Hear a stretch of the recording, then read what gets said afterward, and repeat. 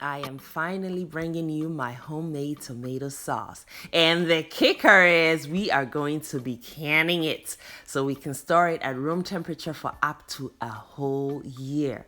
So, for those of us whose fridges and freezers are bursting at the seams, I have found a solution. Let's remedy this problem, friends, because I can relate. There are 6 ingredients only: your Roma tomatoes, red bell peppers, garlic, and I'm going to be adding the essence of this fresh basil, a lot of it, but I've tied it into a bundle and you'll learn why shortly. We will also be adding some chilies. I'm using Serrano chilies, just a few of those. Now for the tomatoes, the way I like to prep them is remove the seeds. And when I do so, a little bit of the juice also comes out with it. But all I'm trying to discard are the seeds. And so to eliminate waste, I will be separating the seeds from the juice and using the juice. Now, the best tomatoes you want to use are those that are meaty. So Roma tomatoes stood out of the bunch, the variety they had at the store, because they tend to have more meat. And I remove the seeds because I prefer my tomato sauce to be seedless, but you can use the seeds without a problem at all. All my ingredients now go into my large braising pot. So the tomatoes have gone in, followed by the bundle of basil, and the Serrano chilies just went in, as well as the garlic. And I'm also adding my shallot onions. Now the onions, you can use any onions at all you like. Now shallots though have a real deepened onion flavor without using a lot. Now, all the other ingredients we're adding to the tomatoes are only here to support the flavor of the tomatoes, not to overpower them. So a little bit of that will go a long way. And if you choose the cream of the crop in terms of those other ingredients, then you will achieve exactly that, leaving the tomato flavor at the forefront. Now, I have strained the juice into the pot and discarding the seeds. That's how we do it. Now the pot goes onto the stove. We start on high heat in order to get the juices to start boiling, and then we'll turn the heat down to medium. We're going to cook this down in order to make way for the last ingredient, which is the bell pepper. So I'm just trying to reduce this a little bit. The tomatoes and the other ingredients are starting to tenderize, and the juices are also reducing, and that's exactly what I'm going for. I'm just going in and stirring everything together. We are 45 minutes into the cooking, and I go in and remove the basil. See why it's important to tie it into a bundle? It was really easy to remove in that way. Now, I did state in the beginning that all I need from the basil is its essence, its character, its flavor, its aroma. That have been all extracted into the pot. Now, basil and tomatoes, we all know, are a match made in heaven. They go well together. If you're not already using basil to up the flavors of your tomatoes, then you must give it a shot. You will love it. It gives it a really good aroma for months. And since we are canning this today, I thought, why not? I have prepped my bell peppers and I am now adding it about 45 minutes into the cooking. And the red bell peppers I add later for a few reasons. It was obvious I needed to make space in the pot, but the real reason I added later is so that the red pigments in the bell peppers help to revive the tomato color, which is also red, but have now become pale from all of that boiling. It also helps to improve the sweetness of the tomatoes after all that boiling. So there you have it. Once you add your red bell peppers, and of course you saw me removing the seeds.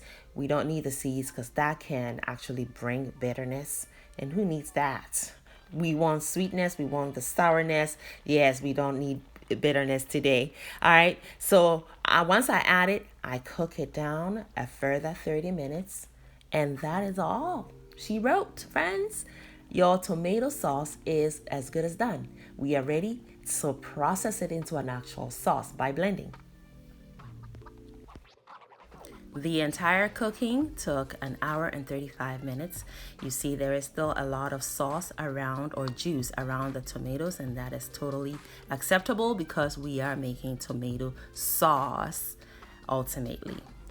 Let's blend.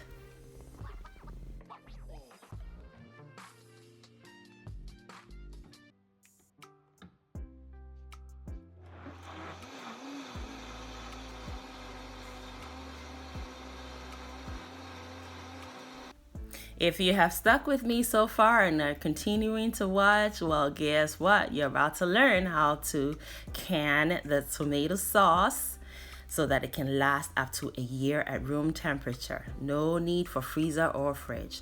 So after blending, I pour the tomato sauce straight into my canning jars. These are all mason jars with their canning lids. They have already been sterilized, and I will be sharing a video with you pretty soon in a few days on how I sterilize these. And the lid to these jars come in two parts. Here's the first one. The rim of it is orangish looking, and it's made of silicone, and it actually vacuum seals the jars. So I place those on first. Now you want to make sure that the rim of the actual jar is clean and dry before you place these on, and then try to manually vacuum seal it by just pressing along the circumference of it, and then apply the second lid, which is hollow, and then you want to make sure it is tightly closed. It is of utmost importance to ensure that each jar is tightly closed. Next thing we're going to do is the canning, for which you'll need a stock pot, a very tall pot with boiling water. All right, you have to make sure the water comes to a boil.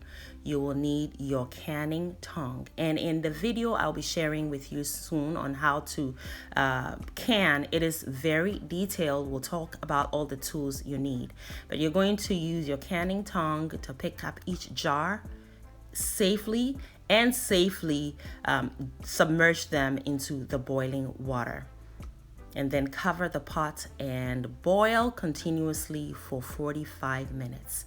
This will cause further vacuum sealing of each jar, destroy any microorganism that can cause spoilage of your canned goods, and it will also provide that longevity so that these can stay at room temperature for up to a solid year.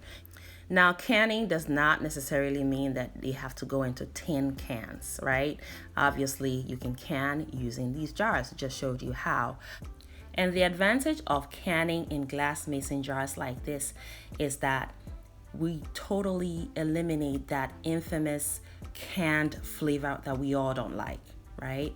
And like I said, a whole year. Now here, it's been a week since I canned this.